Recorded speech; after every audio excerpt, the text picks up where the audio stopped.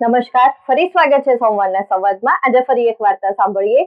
એક ગામમાં એક પીપળાના ઝાડ પર એક ચકલી રહેતી હતી। રોજ ઉડવાનો પ્રયત્ન કરતી, પણ ઉડવા જાય કે જમીન પર પડી જતી હતી, ઉડી નથી શકતી। તો બીજા બધા પક્ષીઓ તેની ઉપર જોઈને હસતા હતા। એક દિવસ જાય, બીજો દિવસ જાય, ત્રીજો દિવસ જાય, રોજ એ ચકલી પ્રયત્ન કરતી પણ પડી જતી હતી અને પક્ષીઓ તેને ખીજવતા, તું રહેવા દે, તું ઉડી નહીં શકે। મનોમન એક વખત એ ચકલીએ વિચારી લીધું કે હું કમજોર છું, હું નહીં ઉડી શકું। રોજ જે બધા કહેતા એટલે એ સાંભળીને એ ચકલી હવે ઉડવાનું બંધ કરી દે છે। થોડા દિવસ જાય છે, એક પોપટ તેને મળવા આવે છે અને પોપટ તેને એમ કહે છે કે પ્રયત્ન તું છોડીશ તો તું આગળ કોઈ દિવસ નહીં વધી શકે।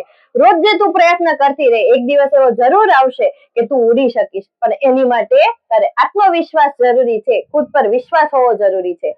તે દિવસ રાત્રે ચાંદાની સામે જોઈને ચકલી મનોમન નક્કી કરે છે કે કાલે હું ઉડીને જ રહીશ। સવાર પડે છે, ચકલી પાછી ઉડવાનો પ્રયત્ન કરે છે અને આ વખતે એ ચકલી 2 થી 3 પગલા આગળ ઉડી શકે છે અને પછી જમીન પર પડે છે। પણ આ વખતે જ્યારે એ જમીન પર પડે છે, તેના મોઢા ઉપર હાસ્ય હોય છે। કેમ? તો કે 2-3 ડગલા આગળ ઉડી શકી છે। પાછી એ નક્કી કરે છે કે નેક્સ્ટ પાછી હું ગમે ત્યારે જઈશ ત્યારે ઉડીશ।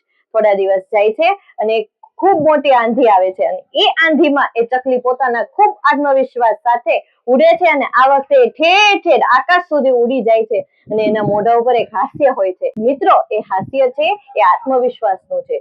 આપણો વિશ્વાસ આપણી ઉપર હશે તો આપણે જગ જીતી શકીએ, પણ જો ખુદ પર આપણો વિશ્વાસ નહીં હોય તો આપણે હારી જઈશું।